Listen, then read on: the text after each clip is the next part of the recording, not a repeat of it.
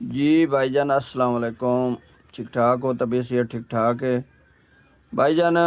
जित्थों गल छोड़ी आई ना तू नवीं सुनाऊं।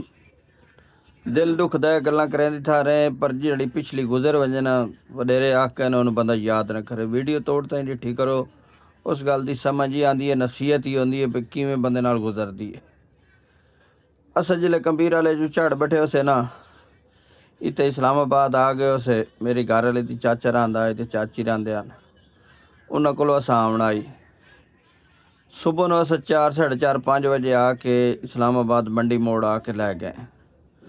उन्होंने फोन करूँ फोन ना चावें, 3-4 कालां कीतियां, परेशान होकर खड़ो रहे से बेगू जगह ही नवीं आई, साडे इलाके ही ना आई, डिठो होया कहते कोल वरना ही उस ना दे घर आई। बैठे रहे से कम से कम 6 बज गई, सानू 8-10 कालां कीतियां तो नचाए। अखीरी बंदा आया करेंदे तो 7 बज गई, सानू उन्होंने घर वेंदे चाह शाह पीती, नाश्ता किया, उठाई उन्होंने को रहो से गलबात कम दी की। उन्हें आख्या ठीक है लाइसेंस ही है तो अस तेरी नौकरी लवा देने, थे लाइसेंस कह नहीं तो बहुत मुश्किल ही इस्लामाबाद है। मैं कि लाइसेंस तो मेरा कह नहीं, कोशिश करो जेड़ा काम मिल वजे मैं वो कर ली सक, क्योंकि बच्चों के पेट तो पालना है, मजबूर ढाडा मी।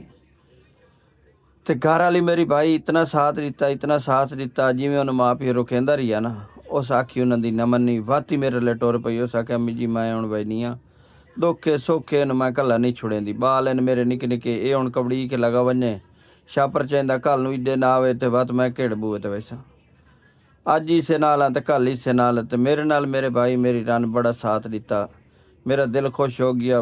भुख तरे रले इंसान बर्दाश्त करेंदा है, पर घरों बंदे नूं आसरा होवे ना तो सपोर्ट होवे ना तो बंदा मार नहीं खांदा। ठीक है भाईजान, अस्सलाम वालेकुम। अगली वीडियो तेरे से सूं बे किवें गल होई।